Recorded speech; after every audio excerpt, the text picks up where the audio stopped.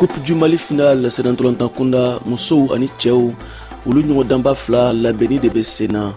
Mali kunnafonidilaw welelen do c'est dans longtemps fédération ɲamayaso fɛ u k'u tɔgɔw sɛbɛn n'an ko accréditation minnu b'a fɛ k'u ni yɔrɔ ta kunnafoni jɛnsɛnni na a ɲɔgɔndan ninnu fila kɛnɛ kan. Musow ka finale bɛ tan juma nata juin kalo tile 9 san 2023 stade du 26 mars la Bamako. Ni nɛgɛ 16 ye sanga 30 sɔrɔ Amazon Commune 5 ni AS Mandé bɛ ɲɔgɔn sɔrɔ. O tɔn fila de bɛ finale la. Min ye cɛw ka finale ye o bɛ tan sibiri nata juin kalo tile 10 san 2023 stade du 26 mars la halisa. Ni nɛgɛ 16 ye sanga 30 sɔrɔ 11 créateurs ni stade malien de Bamako de bɛna ɲɔgɔn sɔrɔ o kɛnɛ kan.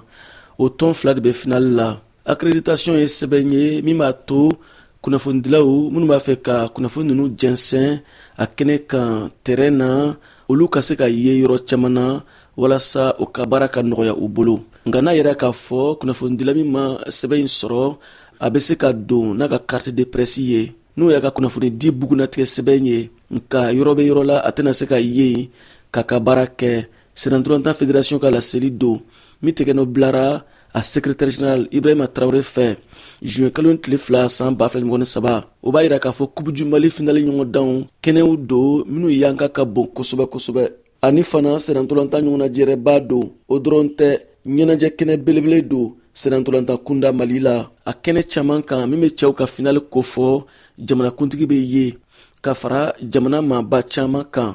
VOA Bamara tɔgɔ la Bamakɔ Siaka Traoré ka laseli don.